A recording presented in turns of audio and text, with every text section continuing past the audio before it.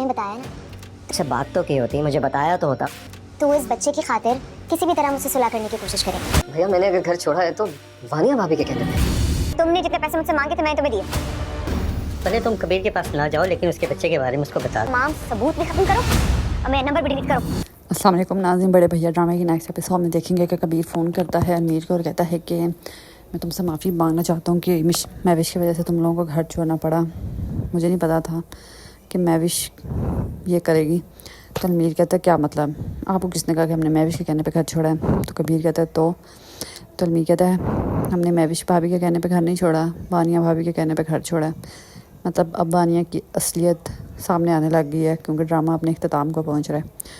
उधर कबीर फिर हॉस्पिटल गया होता है किसी काम से, तो वहाँ पे महविश को देखता है हॉस्पिटल में। पहली दफ़ा नहीं देख रहा, तीसरी दफ़ा देख रहा है। तो कबीर जब महविश को हॉस्पिटल देखता है तो परेशान हो जाता है और कहता है कि महविश बार बार हॉस्पिटल में जाती है, क्या वो बीमार है?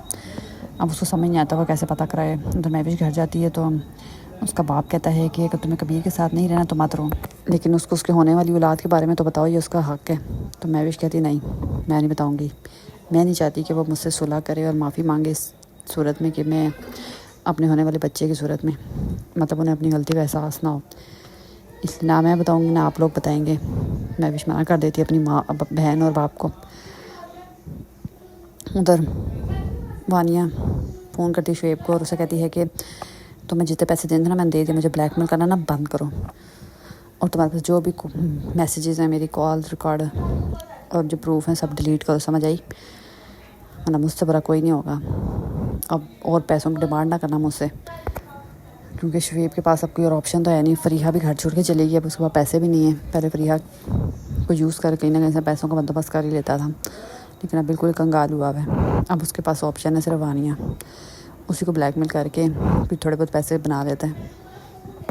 तो वानिया शुएब के साथ फ़ोन पे लगी होती है, तो पीछे से कहीं कबीर आ जाता है और वानिया की सारी बातें सुन लेता है, जो वो शुएब से फ़ोन पे लगी होती है कि मुझे ना ब्लैकमेल करना बंद करो, ये वो, और पैसे नहीं दूँगी। मतलब कबीर को ये तो पता चल ही गया था कि अमीर और मिशाल ने वानिया के कहने पे घर छोड़ा है। अब बाकी असलियत भी वानिया की कबीर के सामने आ जाएगी कि जो कुछ गलत हो रहा है, जो उल्टा काम हो रहा है, उसके पीछे वानिया का हाथ है।